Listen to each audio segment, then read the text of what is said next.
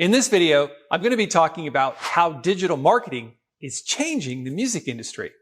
Hey, it's Tobey here from jazzmental.com. Thanks for joining me.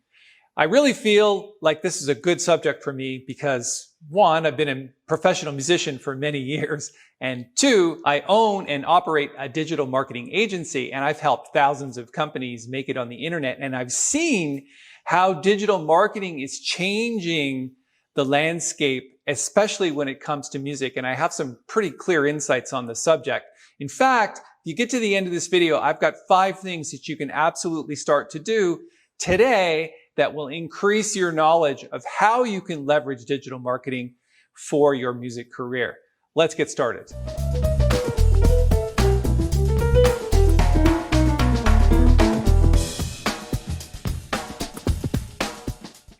Okay, so the first thing I think we need to talk about is, what does digital marketing actually mean? Well, essentially, it's anything to do with the digital world, what's on the internet. In fact, if you're talking about music publishing or streaming services like iTunes, CD Baby, CD Now, Spotify, all of these sort of big publishing houses that are taking your music and publishing it on streaming services, then that's really one aspect of digital marketing. But it's really much bigger than that. In fact, in my world, it's more about my website, YouTube, all of the different social channels, Facebook, Instagram, even LinkedIn, Twitter, obviously, but it's also online newspapers and journals and blogs. So anything that's really to do with the digital landscape. And so what does this mean? What's happening here? And the answer is, most of us have now learned to listen to music and pretty much do everything through this. And I'm pretty sure that you have one of these. And if you look at your habits now, you're doing a lot of things with your phone. You're not only listening to music, you're watching YouTube. Some of you may even be watching Netflix on your phone. And of course, then if you take a look at traditional media channels like television and the big broadcasters like NBC or CBS or ABC, a lot of us aren't actually doing that anymore. We're watching YouTube on our televisions, and we're going with streaming services like Crave and Netflix and all of the others. So the fact is, less and less of us are consuming our music in any traditional way. We're basically getting everything from the internet.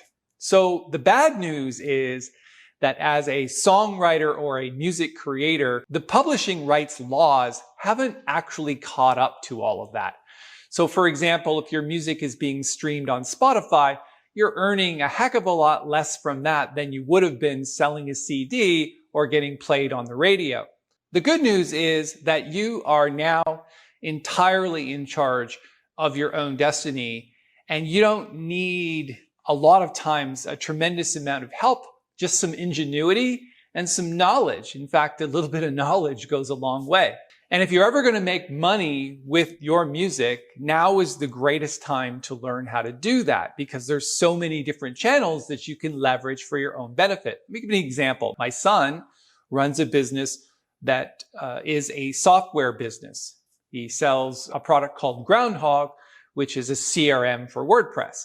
And he has a lot of clients, and one of those clients is a ukulele teacher who literally is cleaning it up on the internet by giving ukulele lessons. It's incredible how well he's doing. And I'm not sure if you've heard about this, but there's some girl called Nightbird, that's her stage name, who had cancer, and she goes on America's Got Talent. She sings Gets a Golden Buzzer by Simon Cowell.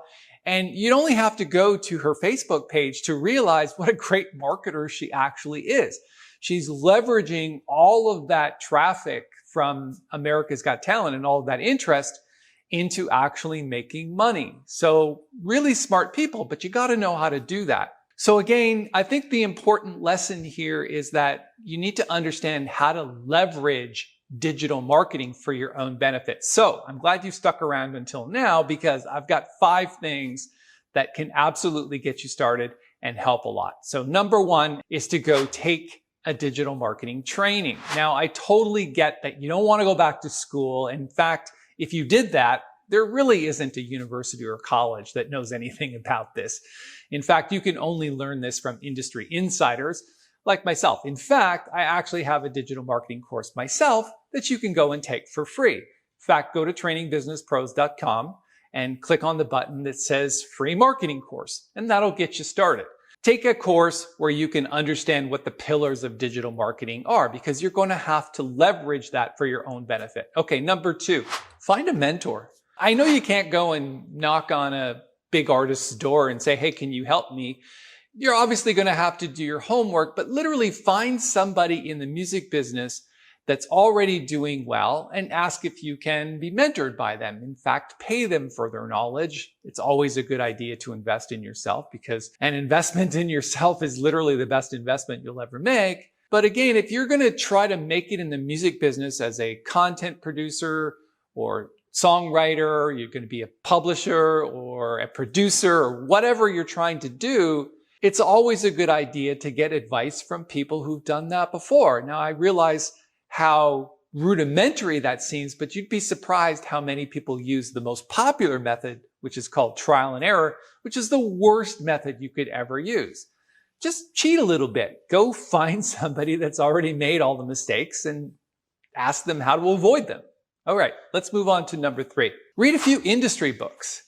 By industry books, I mean books that were made by professionals to actually help you. If you want to be a producer or a content creator, you should get some advice through books. A couple of people that come to mind, Joel Cummins, Damian Keyes. And you could read some industry books a little bit outside the music industry. Read books by people who know about digital marketing. So again, the whole sort of theme here is get some knowledge about what's actually going on rather than just trying to navigate it through trial and error. So that brings us to number 4. If you're a musician, then you're going to want to obviously get a recording contract, but maybe not so much, because that's not the easiest thing to do.